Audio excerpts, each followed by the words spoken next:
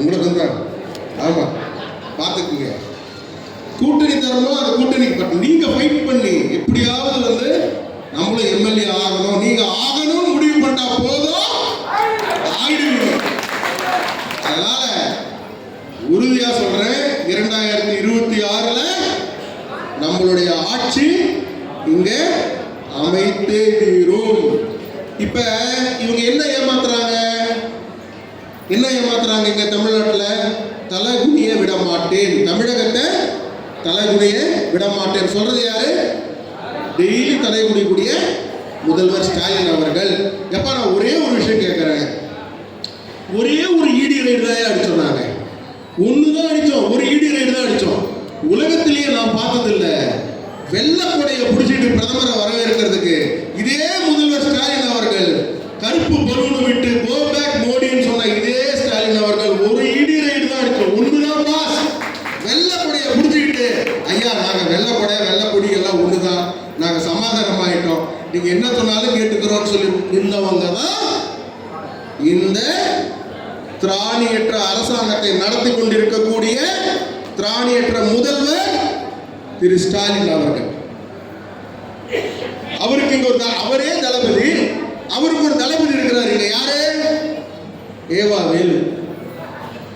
பேரை பாருங்க, வேலுன்னு பேரை வச்சுக்கிட்டு பண்றதெல்லாம் ஃப்ராடு, 420 வேலை. காலையில ஏஞ்சா ஃப்ராடு, 420 வேலை.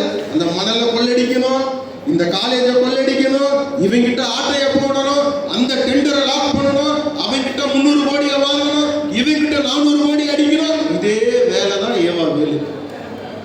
அதனால பொதுமக்களுக்கு நான் சொல்றேன், எவ்வளவு கொடுக்குறாங்கம்மா உரிமை தொகை? எவ்வளவு கொடுக்குறாங்க? 1000 ரூபாய். பத்துமா? 10தான்.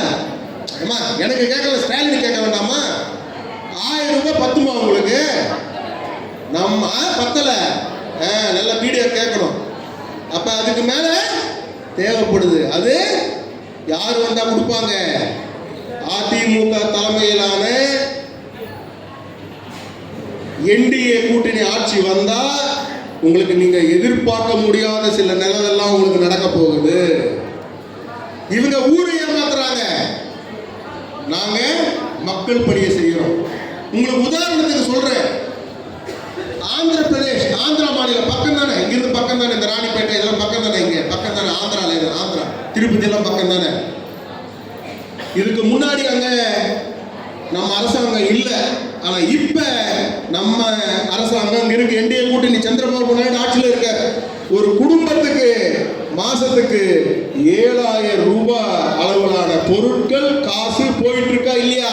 உங்களோட சொந்தக்காரங்க யாராவது ஆந்திரால இருந்தா கேளுங்க. நம்ம ஆட்சி அங்க இருக்கிறதுனால தான்